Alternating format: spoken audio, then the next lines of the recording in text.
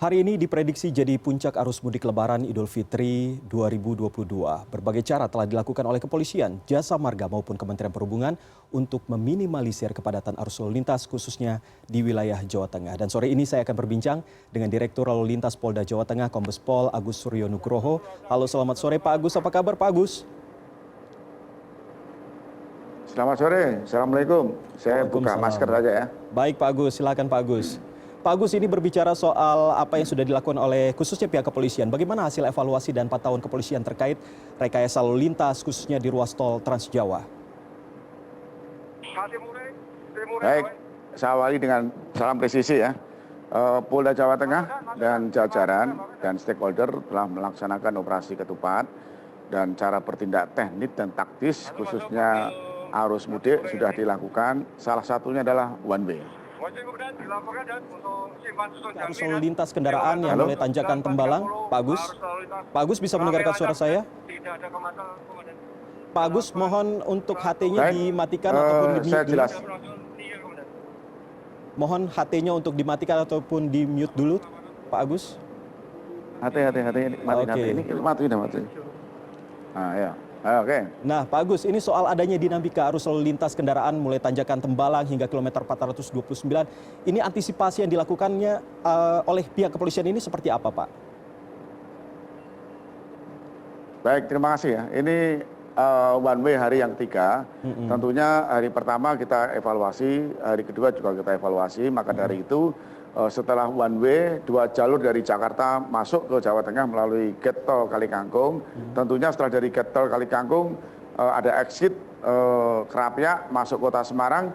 Dan pada saat arah ke Solo itu ada tanjakan Tembalang. Ini tanjakan Tembalang ini memang ada perlambatan arus. Biasanya di situ ada kendaraan yang macet atau rusak, pecah ban.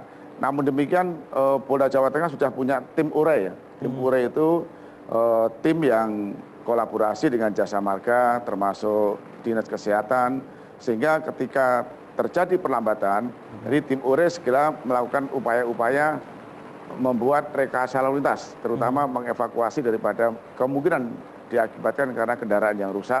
Setelah itu dalam jangka waktu 10 sampai 20 menit sudah lancar kembali. Tidak sedikit masyarakat ataupun calon pemudik yang melakukan perjalanan pada sore hari ini. Pantauan Bapak sendiri di lapangan, apakah terkait dengan one way ini masih terus dilakukan atau sifatnya situasional, Pak?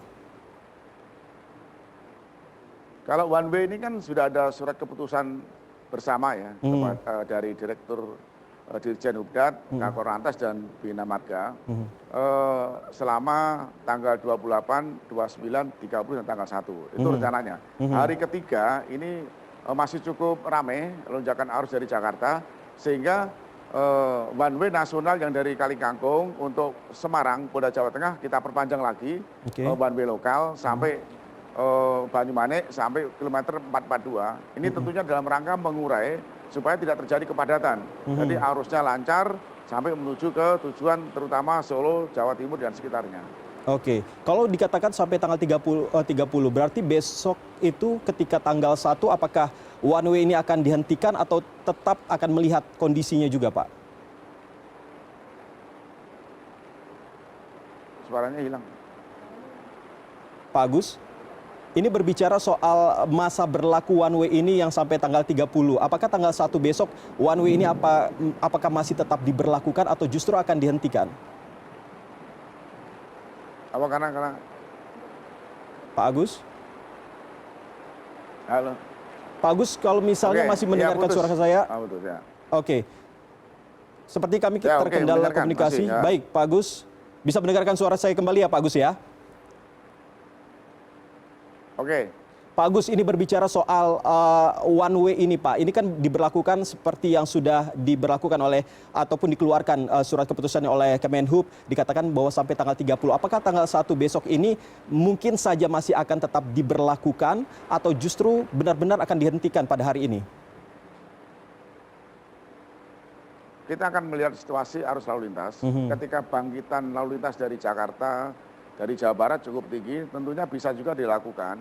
Karena keputusan bersama itu tanggal 28, 29, 30 dan tanggal 1. Oh, termasuk Ketika tanggal masih 1. ada bangkitan arus, tentunya satu cara bertindak one way sangat tepat sekali. Oke, nah terkait dengan adanya one way seperti ini, bagaimana dengan jalur arteri Pak? Apakah cukup kondisinya cukup aman begitu? Apakah juga terjadi kepadatan arus lalu lintas di sana? Alternatif untuk mudik dan balik sudah kita siapkan. Di Jawa Tengah itu ada 5 alternatif. Yang pertama tol, ini juga prioritas, termasuk Pantura. Pantura juga kita siapkan, Pantura, jalur tengah, jalur selatan, dan selatan-selatan itu namanya jalur Pansela. Ini sudah kita siapkan sehingga pemudik ini terurai. Jadi tidak fokus pada tol, tetapi jalur-jalur alternatif sudah kita siapkan semuanya. Oke, nah untuk saran bagi para calon pemudik ini bagaimana Pak? Terutama terkait dengan jam-jam keberangkatan mereka untuk menuju kampung halaman. Apakah ada saran dari Pak Agus ataupun dari pihak kepolisian terkait dengan kapan mereka sebaiknya jalan ketika pemberlakuan one way ini masih diberlakukan di sana? Dalam keputusan bersama, itu one way kan sudah ada jadwalnya, dan bahkan ada perpanjangan. Namun demikian, Polda Jawa Tengah di samping mempersiapkan one way di dalam tol, juga melaksanakan upaya-upaya rekayasa di luar jalan tol. Contohnya exit Pejagan atau exit Kerapia, ketika menampung arus lalu lintas dari one way, ini juga kita kelola sehingga apakah nanti di non tol itu juga akan kita lakukan kontraflow, termasuk juga barangkali kita lakukan one way. Contoh hari ini dari one way nasional dari Jakarta sampai Kali Kangkung, untuk lokal kami perpanjang sampai Banyumanik dan kilometer 442. Ini juga dalam rangka mengurai arus yang datang dari Jakarta. Namun demikian manakala besok bangkitan arus lalu lintas cukup tinggi, pemerintah atau Korlantas juga bisa memberlakukan one way lagi sambil melihat perkembangan arus lalu lintas yang ada.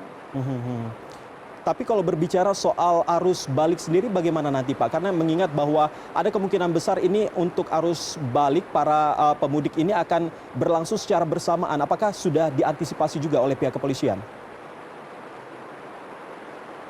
Sudah Pak, jadi begini, kita baik itu arus mudik dan arus balik sudah kita siapkan dari skenario-skenario yang pada saat normal, pada saat padat, pada saat emergensi, semuanya sudah kita lakukan.